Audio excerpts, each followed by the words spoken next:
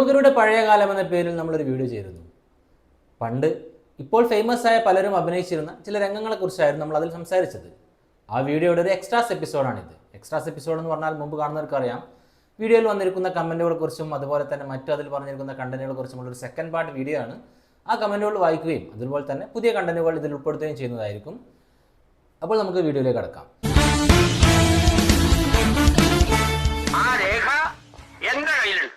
ആദ്യത്തെ കമന്റ് രാം കിഷോറിൻ്റെതാണ്. മമ്മൂട്ടി നായകനായ ഭരത് ഗോപി കൂടി അഭിനയിച്ച അസ്ത്രം എന്ന സിനിമയിൽ നടൻ മേഘനാഥൻ അഭിനയിച്ചിട്ടുണ്ട്. അദ്ദേഹത്തിൻ്റെ അച്ഛൻ ബാലൻ കെ നായരായിരുന്നു നിർമ്മാതാവ്. മേഘനാഥൻ നമുക്കറിയാം, മലയാളത്തിൽ ഒരുപാട് സിനിമകൾ അഭിനയിച്ച ഒരാളാണ്. ആക്ഷൻ ഹീറോ ബിജുവിലെല്ലാം തന്നെ നല്ലൊരു റോൾ അദ്ദേഹം ചെയ്തിട്ടുണ്ട്. കലാഭവൻ മണിയുടെ വാസന്തിയും ലക്ഷ്മിയും പിന്നെ ഞാനും എന്ന സിനിമയിലൊക്കെ നമ്മൾ കണ്ടതാണ് അദ്ദേഹത്തെ. 1983 PN മേനോൻ സംവിധാനം ചെയ്ത ചിത്രമാണ് അസ്ത്രം. ആ സിനിമയിൽ ജോണി എന്നൊരു കഥാപാത്രത്തെയായിരുന്നു മേഘനാഥൻ അവതരിപ്പിച്ചത്. പെണ്ണിന്റെ പുറകെ നടന്നിങ്ങനെ കുഞ്ചിക്കൊഴയാൻ. സാറിന് ഇഷ്ടമല്ലെങ്കിൽ ഞാൻ പോയിക്കോളാം. ജോലിയുടെ കാര്യത്തിൽ സാർ എന്ത് പറഞ്ഞാലും ഞാൻ കേൾക്കാം. Good bye. കാബൂളിവാല കാണിച്ചില്ലല്ലോ, അതിൽ ആരാ? ജിനോ തോമയുടെ ഒരു കമന്റാണ്. അതിൽ പറഞ്ഞിരിക്കുന്നത്, നമ്മൾ സ്റ്റാർട്ടിങ്ങിൽ തന്നെ വീഡിയോയുടെ സ്റ്റാർട്ടിങ്ങിൽ കാബൂളിവാലയിൽ ചില രംഗങ്ങൾ കാണിച്ചിരുന്നു. അത് പണ്ടത്തെ ഒരു വീഡിയോയുടെ ഗ്ലിംസ് മാത്രമാണ്. ഈ ഒരു സീരീസിൽ നമ്മൾ ഒരുപാട് വീഡിയോസ് ചെയ്തിട്ടുണ്ട്. അതിൽപ്പെട്ടൊരു വീഡിയോ ആയിരുന്നു കാബൂളിവാലയുടേത്. കാബൂളിവാലയിൽ അഭിനയിച്ചിരിക്കുന്നത് സൗബിൻ ഷാഹിറാണ്. അതിനെക്കുറിച്ചെല്ലാം തന്നെ പഴയ വീഡിയോയിൽ നമ്മൾ വ്യക്തമായി പറഞ്ഞിട്ടുണ്ട്. സൗബിൻ ഒരുപാട് സിനിമകൾ അഭിനയിച്ചിട്ടുണ്ട്.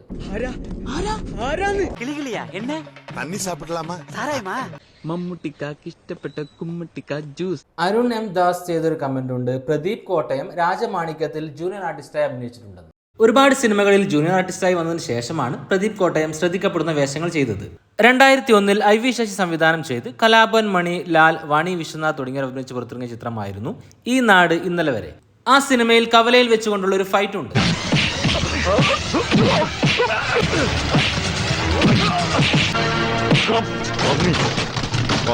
ഫൈറ്റിനിടയിലെ ഈ ഷോട്ടുകളെല്ലാം തന്നെ പ്രദീപ് കോട്ടയം അഭിനയിച്ചിട്ടുണ്ട്.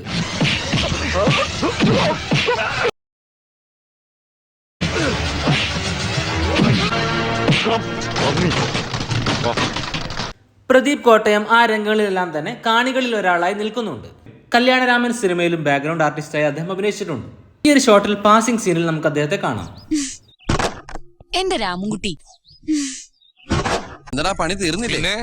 ഇന്നലെ രാത്രി 12:30 പണി തീർന്നു. പൃഥ്വിരാജിന്റെ ചക്രം സിനിമയിലും അദ്ദേഹത്തെ ജൂനിയർ ആർട്ടിസ്റ്റായി നമുക്ക് കാണാവുന്നതാണ്.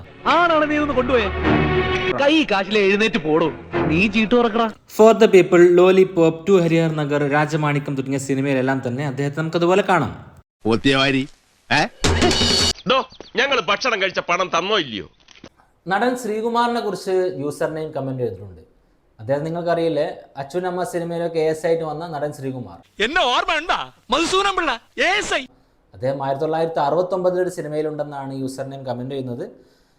നടൻ P ശ്രീകുമാർ അച്ഛൻ്റെ അമ്മ എന്ന സിനിമയിൽ ASI, 1969 കണ്ണൂർ ഡീലക്സ് എന്ന സിനിമയിൽ 26-ാം മിനിറ്റിൽ ഇന്റർവ്യൂ രംഗത്തിൽ അഭിനയിച്ചിട്ടുണ്ട്. കണ്ണൂർ ഡീലക്സ് എല്ലാവർക്കും അറിയാം. കണ്ണൂർ ഡീലക്സ് എന്ന സിനിമയെ കുറിച്ച് പറയുകയാണെങ്കിൽ 1969 ആ സിനിമയെ കുറിച്ച് നമ്മൾ മുമ്പ് ഒരു വീഡിയോയിൽ പറഞ്ഞിരുന്നു. അതിലായിരുന്നു KSRTCക്ക് വേണ്ടി ഉള്ളൊരു കേസിൽ KSRTCയുടെ എംബ്ലം കേരളമാണ് ഉപയോഗിക്കുന്നത്, കർണാടക അല്ല എന്ന് തെളിയിക്കാൻ വേണ്ടി ആ ഒരു സിനിമയിലെ രംഗം ഉപയോഗിച്ചതിനെ കുറിച്ചൊക്കെ നമ്മൾ പറഞ്ഞിരുന്നു. ആ സിനിമയിലാണ് ഈ ഒരു രംഗം. നിങ്ങൾ ആണോ പെണ്ണോ അത് സാറ് തീരുമാനിച്ചാൽ മതി. ഇവിടെ സ്ത്രീകൾ മാത്രമേ പാടുള്ളൂ. നിങ്ങൾക്ക് പോകാം. സാറ് സ്ത്രീയോ പുരുഷനോ എന്ന് അറിഞ്ഞാൽ കൊള്ളാമായിരുന്നു. എമിൽ ഡേവിഡ് K കമന്റ് ചെയ്തിരിക്കുന്നു, അലൻസിയർ ഇൻ ദയ. MT വാസുദേവൻ നായർ എഴുതി വേണു സംവിധാനം ചെയ്ത് 1998 റിലീസ് ചെയ്ത ചിത്രമാണ് ദയ. ആ സിനിമയിലാണ് അലൻസിയർ ഈ ഒരു കഥാപാത്രത്തെ അവതരിപ്പിച്ചത്. ഞാൻ പറഞ്ഞതുപോലെ വിളിച്ചു പറയൂ, എന്റെ വില എനിക്കറിയാം. ഈ ചന്തയുടെ ചരിത്രത്തിൽ ഇതാ ഒരു അത്ഭുത വിൽപ്പന. യുയുൽ സിരാജിന്റെ ഒരു കമന്റ് ഉണ്ട്. ബിജു സോപാനം ജയറാമിന്റെ നാടൻ പെണ്ണും നാട്ടുപ്രമാണിയും എന്ന സിനിമയിൽ ജയറാമിന്റെ ആ സിനിമയിൽ വന്നിട്ടുണ്ടെന്നാണ് യുയുൽ സിരാജ് കമന്റ് ചെയ്തിരിക്കുന്നത്. നമുക്കതും നോക്കാവുന്നതാണ്.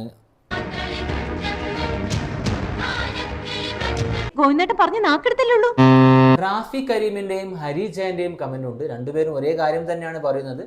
മഞ്ജു പത്രോസ് ചക്രം സിനിമയിൽ അഭിനയിച്ചിട്ടുണ്ടെന്ന കാര്യമാണ്.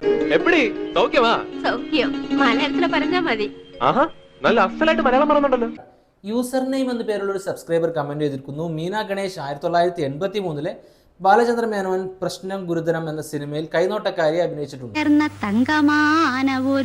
ശ്രീദേവി സാറിന്റെ വാഴ്ക്കയിൽ വന്നിരിക്കുന്നത് സാർ. യൂസർ നെയിം പറയുന്നത് പണ്ട് മീന ഗണേഷ് അഭിനയിച്ചതിനെ കുറിച്ചാണ്. മീന ഗണേഷ് 1970 ഒരു ചിത്രത്തിൽ അഭിനയിച്ചിട്ടുണ്ട്. മണിമുഴക്കം എന്നാണ് സിനിമയുടെ പേരെന്ന് അദ്ദേഹം കമന്റ് ചെയ്തിട്ടുണ്ട്. ഞാനൊരു കത്ത് തരാം. വളരെ ഉപകാരം. നിങ്ങളുടെ ആരാണ് ആ കുട്ടി? ആ സിനിമയിൽ നടൻ ശ്രീനിവാസന്റെ പഴയ കാലത്തെ ഒരു കഥാപാത്രത്തെയും നമുക്ക് കാണാം. കർത്താവേ, അവർക്ക് കുട്ടികൾ ഉണ്ടാകാതിരിക്കണേ. മീന ഗണേശിനെ കുറിച്ച് വേറെയും കമന്റുകളുണ്ട്, നമുക്ക് അതും കൂടി നോക്കാം.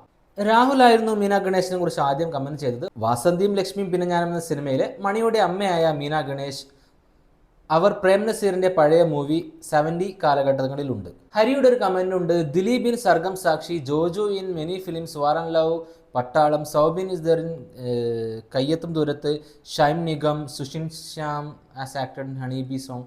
ഇതിൽ ഒരുപാട് സിനിമകളെക്കുറിച്ചും ഒരുപാട് ദിലീപിൻ്റെയും ജോജുവിൻ്റെയും സൗബിൻ്റെയും എല്ലാം കാര്യം നമ്മൾ ഓൾറെഡി ചെയ്തിട്ടുണ്ട്. അതൊക്കെ മുന്നത്തെ എപ്പിസോഡിൽ ഇതിനെക്കുറിച്ച് പറഞ്ഞതുകൊണ്ടാണ് ഇതിൽ ഉൾപ്പെടുത്താതിരുന്നത്. ഇറങ്ങാറായില്ലടാ. മിക്കവാറും എല്ലാരും വണ്ടി കയറി. ഇനി ചെറിയ ഇന്ദു അങ്ങനെ കുറച്ച് ആൾക്കാരേ ഉള്ളൂ. അവൾക്കൊക്കെ വേണ്ടി ഞാൻ ഇനി താല കൊടുക്കണം. മഹേശ്വരൻ വിനോദും ജോജുവിനെ കുറിച്ച് ചോദിച്ചിട്ടുണ്ട്. കൂട്ടത്തിൽ കൊമ്പൻ എവിടെയെന്ന്. നമ്മുടെ ഈ ഒരു സീരീസിൻ്റെ ഫസ്റ്റ് എപ്പിസോഡിൽ തന്നെ ആദ്യമായി നമ്മൾ പറയുന്നത് ജോജുവിനെ കുറിച്ചാണ്. അതുകൊണ്ടാണ് ജോജുവിനെ ഇതിൽ ഉൾപ്പെടുത്താതിരുന്നത്.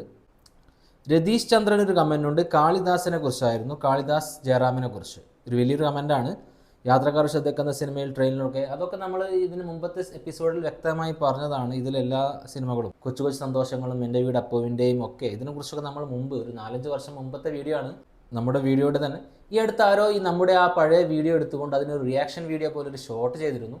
ആ ഷോട്ട് ഞാൻ കണ്ടതായി ഓർക്കുന്നുണ്ട്. ഇതേ ഒരു പാറ്റേൺ തന്നെയാണ്, ഇതേ ഒരു ഡയലോഗ് അതിലും പറയുന്നുണ്ട്. ഞാൻ പറയുന്ന കാര്യങ്ങൾ എടുത്തുകൊണ്ട് പറയുകയും അതുപോലെ തന്നെ അതിന് റിയാക്ഷൻ കൊടുക്കുകയും ചെയ്യുന്ന ഒരുപാട് ഷോട്ടുകൾ നമുക്ക് കാണാവുന്നതാണ്. നമ്മുടെ ചാനലിൻ്റെ പേരൊക്കെ കാണിച്ചിട്ട് തന്നെയാണ്, അവിടെ ക്രെഡിറ്റോ കൊടുത്തിട്ട് തന്നെയാണ് അത് റിയാക്ഷൻ ചെയ്യുന്നത്. യൂസർ നെയിം എന്നൊരു സബ്സ്ക്രൈബർ ഒരുപാട് കാര്യങ്ങൾ കമൻറ്റ് ചെയ്തിട്ടുണ്ട്. അദ്ദേഹം പറയുന്നുണ്ട് സായികുമാറിൻ്റെ ചെറുപ്പകാലത്തുള്ള രംഗങ്ങളെക്കുറിച്ച് പറയുന്നുണ്ട്.